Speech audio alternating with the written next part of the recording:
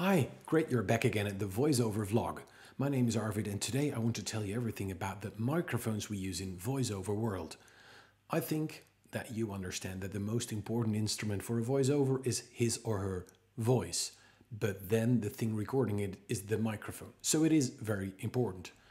Please don't believe any professional telling you that a USB microphone to start with is okay. It's not going to work. You need a good microphone.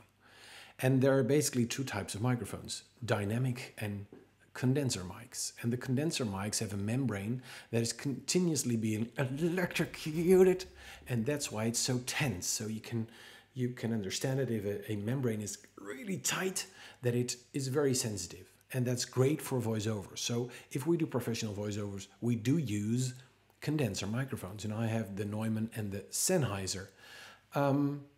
But sometimes you want a dynamic microphone, for example, for radio and for singing. Then a lot of the times the dynamic is warmer and more forgiving than the condenser mic. So I also have the Shure SM7B. You can see behind me at the desk. I always use it when writing music and singing, and it's just a lot better. And you can also record with a condenser mic, it giving a lot more air and freshness and room, but it's also recording details that you not always want to have. So it's depending on your production. But either way, you need a good microphone. And if you look at a good dynamic microphone, you're looking at 400 or 500 euros. And if you look at a good condenser microphone, it's between 900 and 1200 euros. And that's the Neumann TLM103 and the Sennheiser MKH416. Those are the industry standards. So yes, there are very good Rode microphones, for example. There are very good Electro Voice microphones. There's a lot of microphones. But if you start as a voiceover and you're going to invest, I would wholeheartedly recommend you to get the industry standard, because it's so much easier for you. You know that you're working with the right gear. And if you're up to a level that you know everything about audio and you really know and hear the differences, you can always tweak with finding a microphone that is especially suited for your kind of voice. But until that point, please let the microphone just be very good. And I'm going to let you hear the two main microphones, the Neumann and the Sennheiser, in my first clip example, just a very short fragment, and it's very clean, and it's just a difference in sound between the Neumann and the Sennheiser. So this is a basic vocal test for the Neumann TLM103 and the Sennheiser MKH416. So this is a basic vocal test for the Neumann TLM103 and the Sennheiser MKH416. As you might hear, the Neumann is more warm, it has a larger membrane, and it's really detailed in sound. And the Sennheiser, being a very small membrane, has amazing low. It has this really dry sound that I truly love, and this is why in America, for example, they use this microphone a lot for voiceover, and I understand why. It's a very special one that is regularly used in the movie world on a boomstick as a pole microphone, but as a voiceover microphone, it's amazing.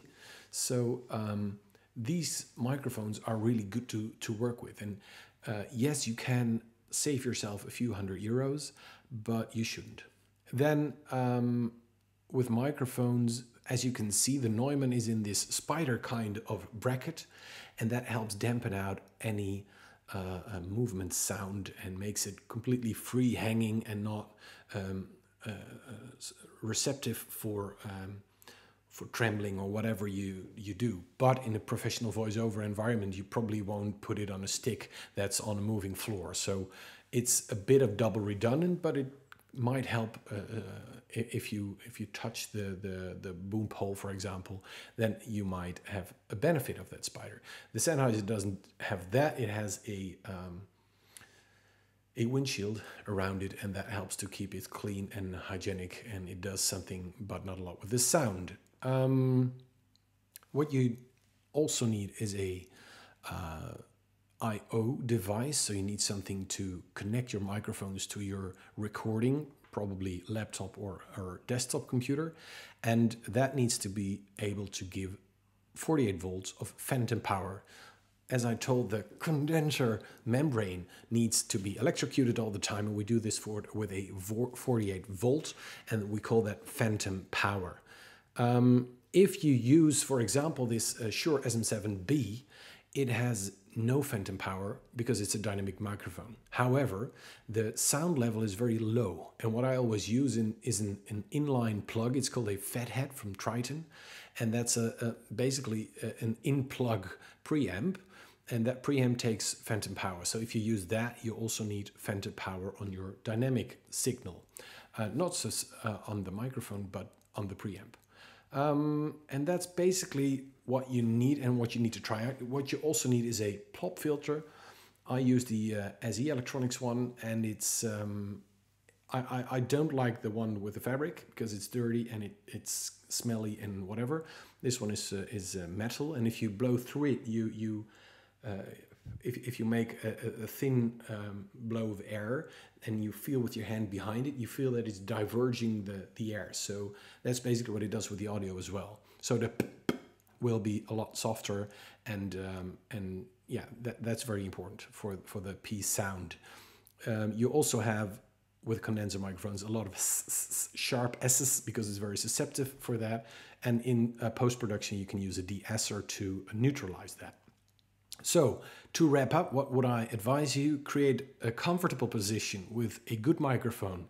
And if you are starting voiceover, I would always say start with a good microphone, because then you can hear everything in your voice. You know that your clients will accept it because it's good, and don't fool around with things that you don't understand. Okay, so don't buy a vintage car if you're not a mechanic, because it will stop and you have to repair it. So don't twitch around with things that you don't really understand, would be my advice. And in Europe, the TLM103 is mainly in use. You also have a more expensive one, the U87 on top of mind, and that will set you down 2,500, and it's not necessary. So I would say for a good dynamic microphone, Shure SM7B, and an alternative for the condenser is the Sennheiser. Make yourself comfortable with it. Try to be close up, very warm and close and intimate, and very loud and open.